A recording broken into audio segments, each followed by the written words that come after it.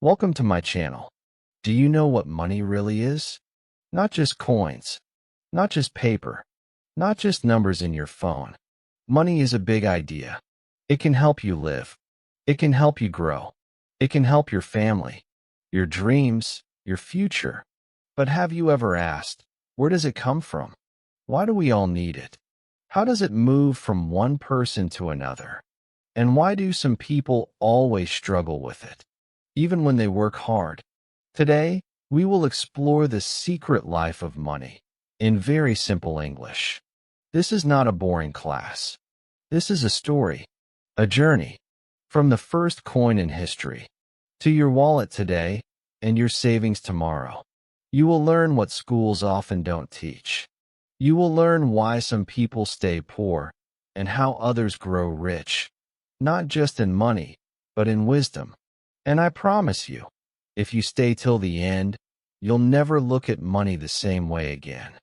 Chapter 1. What is money, and why was it created?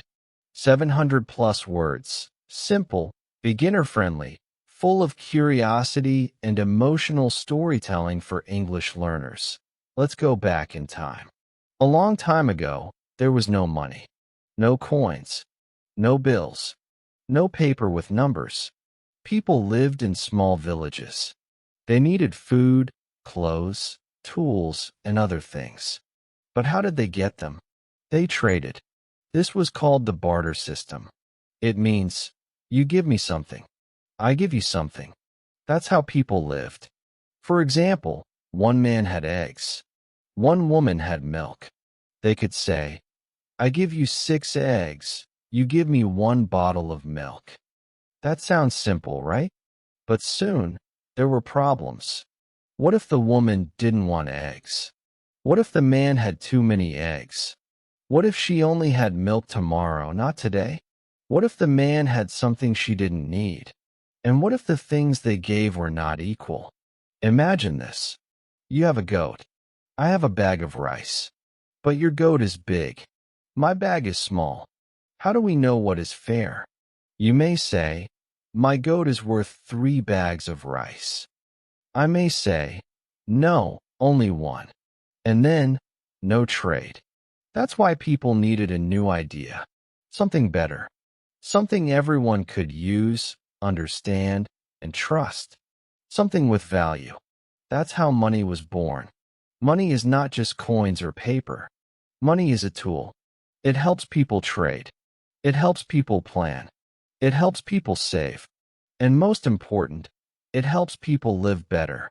Let's learn a few simple words together.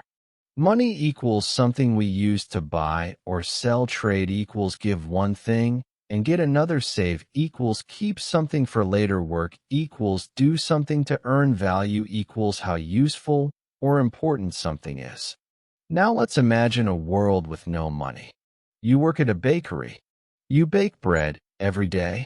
In return, you get bananas. Yes, bananas. But what if you don't want bananas? What if you want soap or shoes? How do you trade bananas for soap? It becomes a big problem. Money solves this problem. You bake bread. Someone buys your bread and gives you money. Now, you can take that money and buy whatever you need. Soap, shoes, a gift for your child. It's easy. It's clean. It's fair. At first, money was not like the money we use today. In some places, people use shells. In others, they use stones. In Africa, people use salt. Yes, salt was money. In China, people used small knives and coins made of metal. Later, people made coins, usually from silver or gold. These were small, easy to carry, and had real value. A gold coin was heavy and shiny. You could feel it in your hand. People trusted it. Then came paper money. It was light and easy to carry. But there was one problem. Paper is not valuable by itself. So, people had to trust that the paper had value. They had to believe in it. That belief gave it power. So what is money today? Today, money is everywhere. In your wallet, in your phone, in the bank. Even numbers on a screen are money. You can send money to someone far away in just seconds. But remember, money is not magic. It's not just made by printing. It is made by trust. Trust between people. Trust in a system. Trust that the money you give today will still be useful tomorrow. Let's take a small story. Ali is a farmer. He grows tomatoes. He sells his tomatoes in the market. One woman gives him a 100 rupee note. Ali takes that money and buys bread, milk, and oil. The man at the shop takes the same note and buys a bus ticket. The driver uses it to buy fuel. That 100 rupee note moves from hand to hand. That is how money flows, like water in a river. And that is how life moves.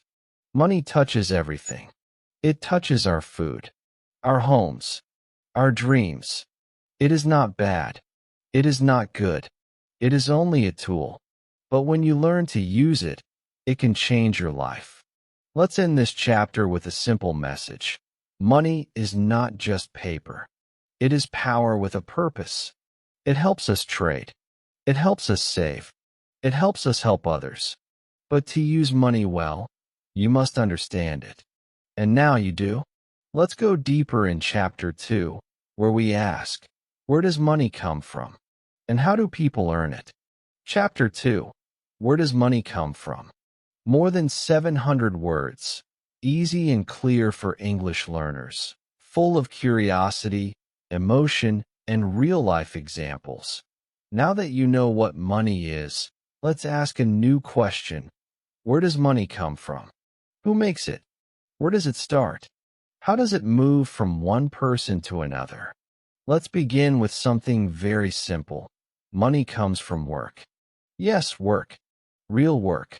When you do something helpful, something useful, something that gives value to others, you can earn money. That is the heart of money. Think about this. You clean someone's house. You take care of their garden. You teach a child to read. You cook food and sell it. You fix a bike. You build a wall. You make a video. You give something good, and someone gives you money in return. That is how money moves. From one hand to another. From one heart to another. From one service to another. We call this value. Let's say the word together, value. Value means something useful, something needed, something people care about. When you give value, people are happy to give you money. So you don't find money. You create it. You earn it. You bring it to your life by bringing help to others. Let's take a small story. Sarah is 12 years old.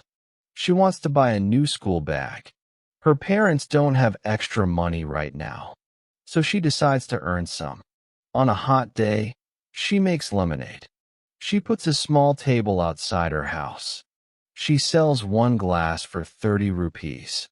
People come, they drink, and they smile. She is kind. She works hard. And in one day, she earns 300 rupees. Where did that money come from? Did she print it? No. Did she steal it? No. Did she just sit and wait? No. She gave value. Cool lemonade on a hot day, and people gave her money. That's how money is born. Now let's look at a bigger picture. Who prints money? In every country, the government decides how much money to create. It's usually done by the country's central bank. In Pakistan, that's the State Bank of Pakistan. In the US, it's the Federal Reserve. These banks print paper money and control how much money is in the system. But here's the big surprise. Money today is not backed by gold. Many years ago, money was connected to gold. If you had a paper note, you could go to the bank and ask for gold in return.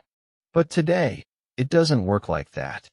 Today, money is only paper, or numbers in a computer. What gives it value? Trust. Yes, trust. The people trust the government. The shops trust the banks. You trust that the money in your wallet can buy food. And because everyone agrees to this, The paper has power. But what happens if people stop trusting money? That's when things fall apart. In some countries, fake money spreads, or the government prints too much. The value of money falls. Prices go up. That's called inflation. You take 1,000 rupees to the market, but it only buys a few eggs. Why? Because money has lost its trust. Let's take another story.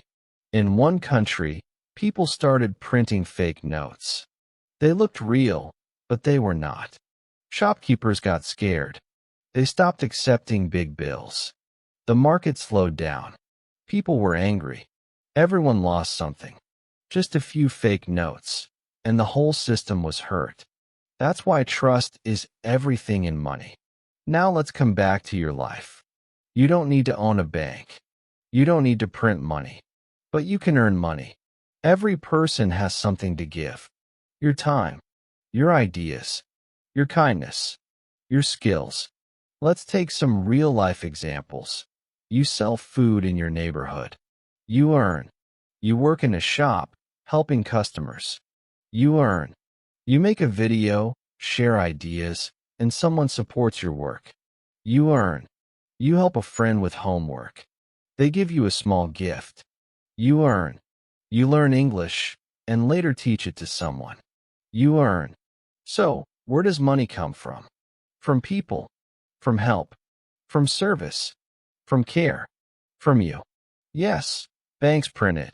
Governments manage it. But only you can earn it with value.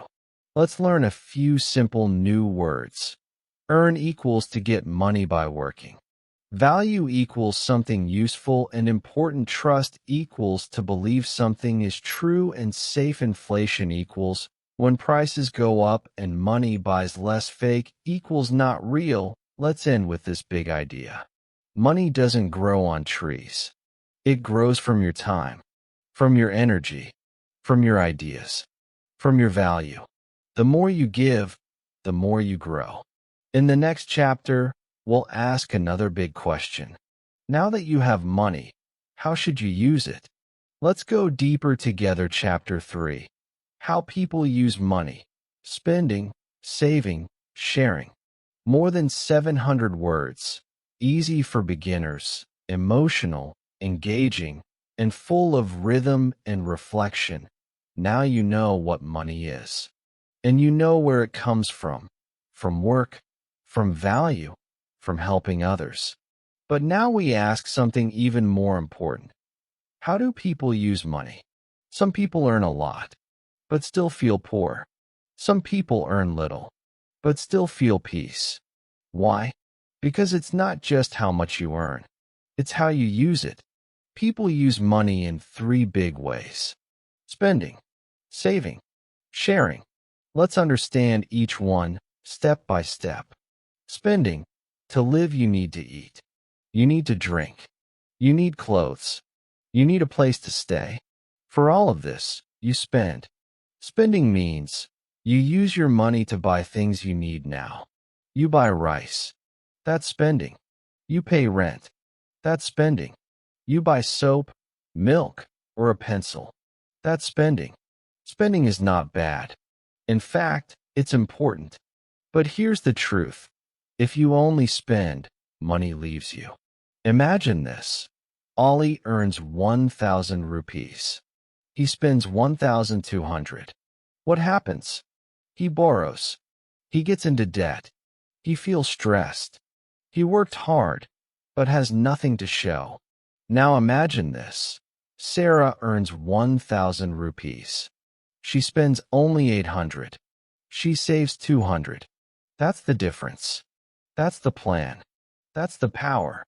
Saving. For later, saving means you keep some money. You don't use it now. You use it later. You save for school. You save for a gift. You save for hard days. You save for big dreams.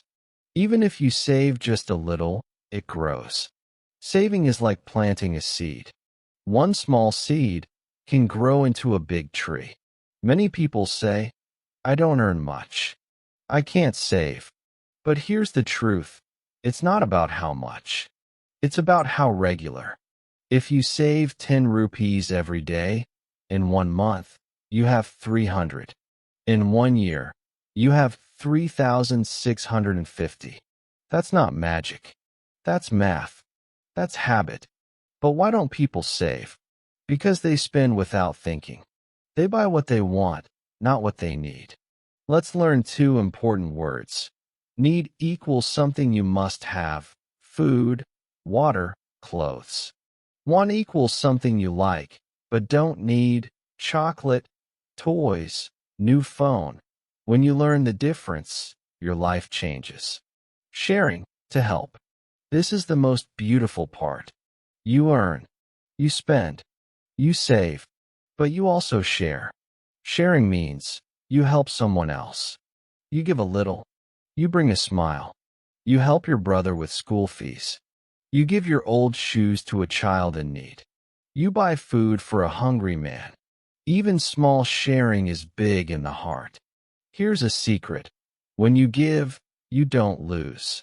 You grow. Your money may become less, but your peace becomes more. Your joy becomes more. Your soul becomes more. Money was not made just for your hands. It was made for your heart. Let's now look at a short story. A boy named Hamza gets $10. What does he do? He spends $7. He buys food and a notebook. He saves $2 for next month. He gives $1 to his younger sister to buy a pen. Next month, Hamza still has $2. He adds $2 more. Now he has $4. His sister is happy. He is ready for the future, and he feels good inside. That's the power of choice. That's the secret of balance. Let's learn some useful words together. Spend equals to use money. Save equals to keep money for later. Share equals to give money or help to others. Budget equals a simple plan for your money. Debt equals money you owe someone. You can make a small budget like this. I earn 1,000, I spend 700, I save 200, I share 100. It's not about being rich. It's about being wise. Let's end with a strong thought. Many people earn money, but still stay poor. Why? Because they spend more than they earn. You don't need to do big things. Just start small. Buy what you need. Save something every week. And never forget to help someone if you can. Because when you use money with care, you don't just change your wallet. You change your world. In the next chapter, we'll ask, why do so many people struggle with money, even after working hard? Let's go deeper into real problems and real answers. Chapter 4. Why people struggle with money. More than 700 words, simple and kind language, emotional and honest, full of learning moments for beginners. Now we come to a real and important question. Why do so many people struggle with money, even when they work hard? They wake up early. They go to work. They give their time. They give their energy.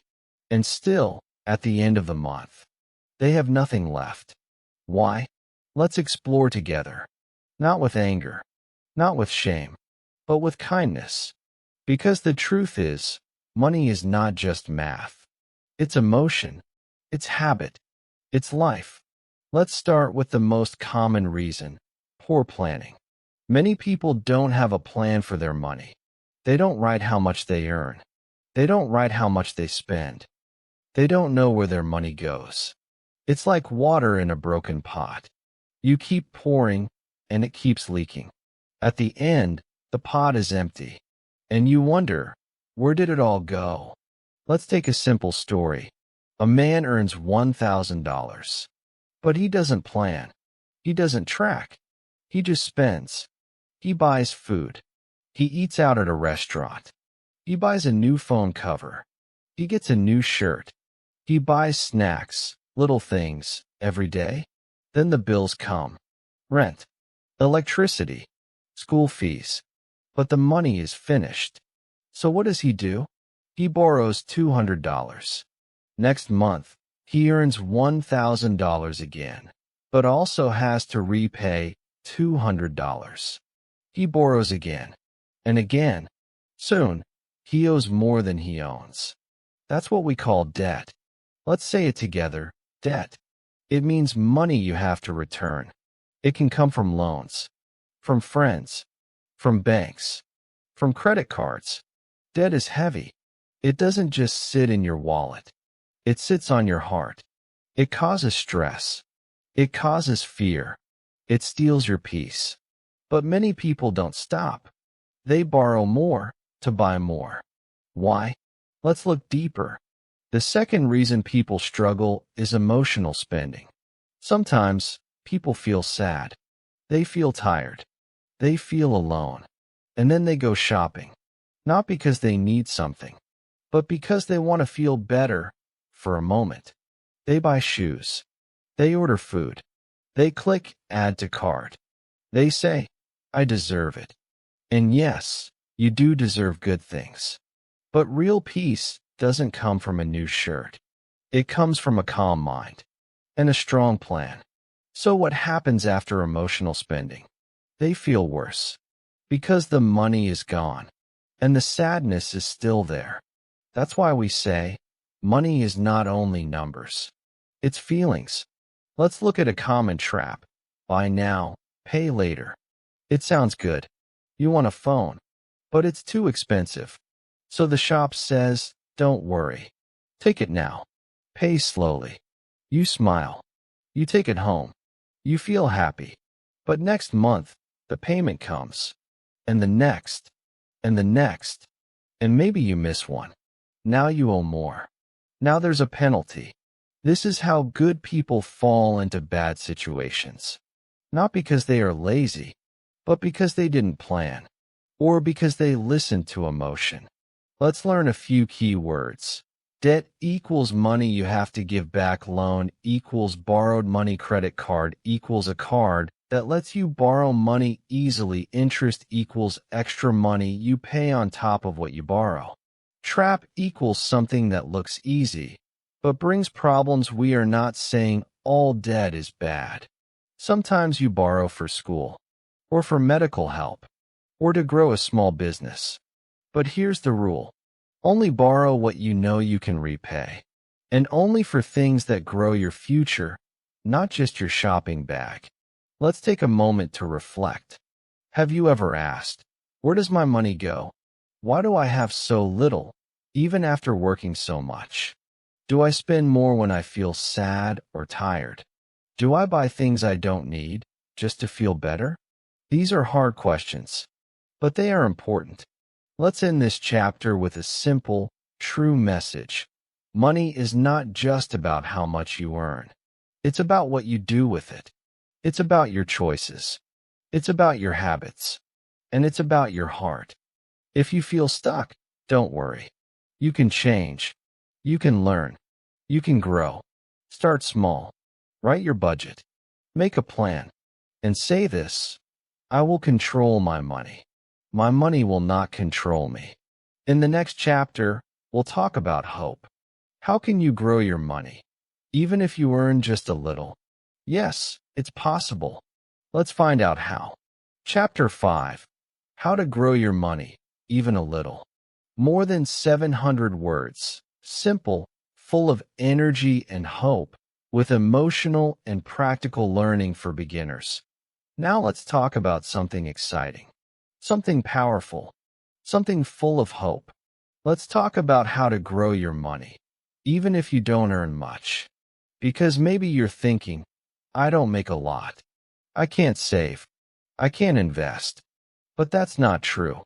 You can grow your money, not just by working harder, but by thinking smarter, by building habits, by making small changes. Let's start with a strong truth. You don't need more money. You need better habits. Let that sink in, because this one sentence can change your life.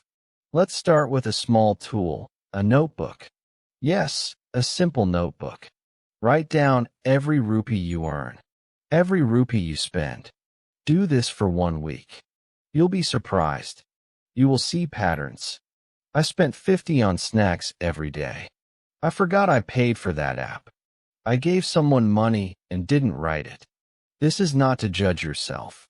It's to see clearly. When you see, you learn. When you learn, you grow. Next, set a small goal. Save just $1 a day. It sounds small, but small is powerful. In 30 days, that's $30. In a year, $365. That's money for your future. That's a new phone, a course, a business start. You don't grow by wishing. You grow by starting. Even with one coin, one step, one choice. Now let's introduce a beautiful idea. Investing. Don't worry, we'll keep it simple. Investing means you use money now to grow more money later. But remember, when you buy a shirt, it becomes old. When you buy food, it is gone. But when you buy knowledge, it grows. Yes, learning is a powerful investment. Learn English. Learn how to cook better. Learn how to fix things. Learn how to teach others. Every new skill makes you stronger. Let's say it clearly. Skills equals money. Let's take a story. Amir drives a rickshaw. He earns just enough. But one day, he buys a used phone. He watches free English lessons. He practices. He learns a little every night. After 6 months, he starts talking to tourists. He gives them rides. He speaks with them. He earns tips. Then he starts a YouTube channel. He tells stories from his rickshaw. People like it. He grows. What changed? Not his job. Not his tools. His mindset. His habits. His learning. That's how you grow money, even with little. Let's now talk about rules for smart money growth. Very simple. Very powerful. Track everything. Use a notebook or your phone. Write your income, your spending, your savings. Wait 24 hours before buying. You see something. You want it. But wait one day. Ask, do I really need this? If the answer is no, don't buy. Make money work for you. Don't just work for money. Use your money to learn. Use your time to create. Money that sits does nothing. But money that grows brings freedom. Think small business. Can you cook? Sell snacks. Can you sew?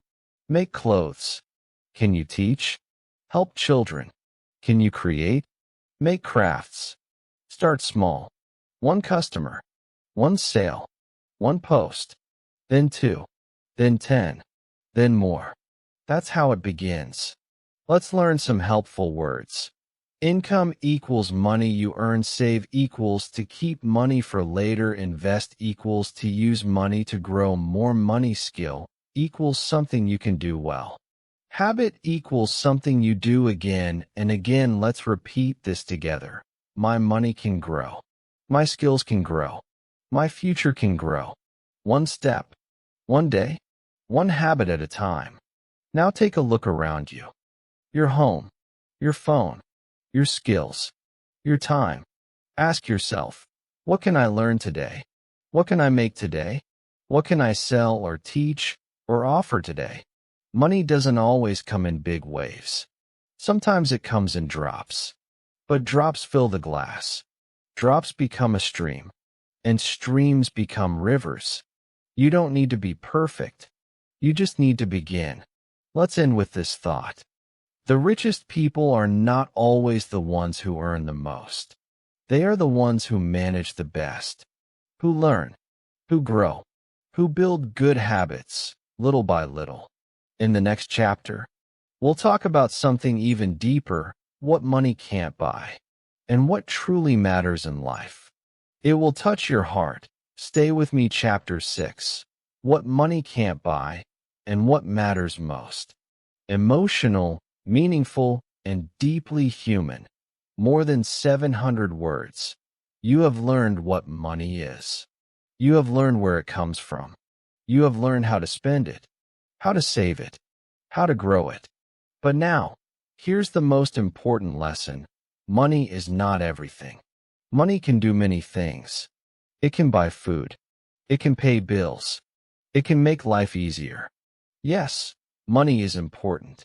But money cannot buy love. Money cannot buy true friends. Money cannot buy peace in your heart. Money cannot buy time with your family. Let's tell a story. A simple story, but it will touch your heart. Once, there was a rich man. He had big cars. He had many houses. He had everything money could buy.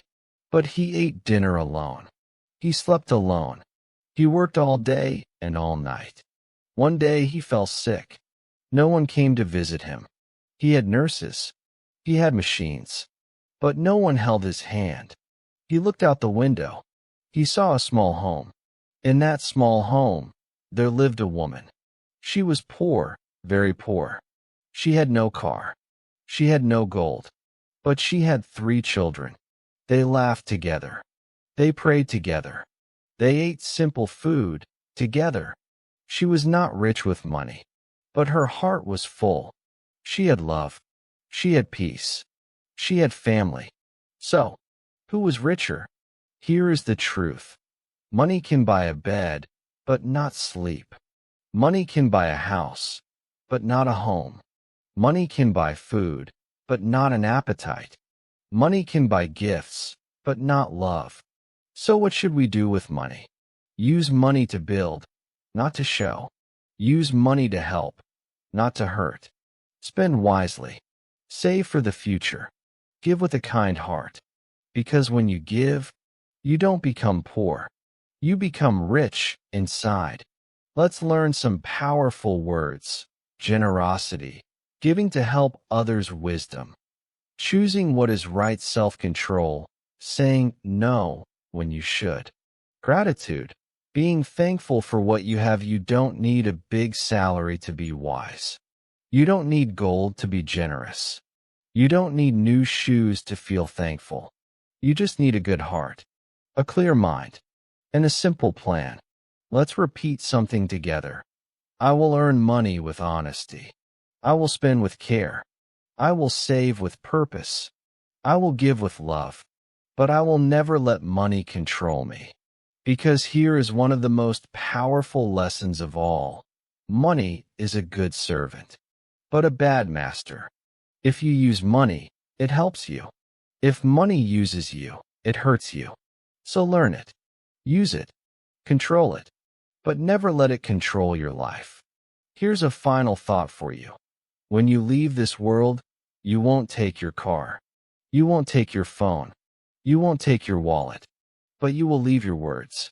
You will leave your kindness. You will leave your love. Those are the things that matter most.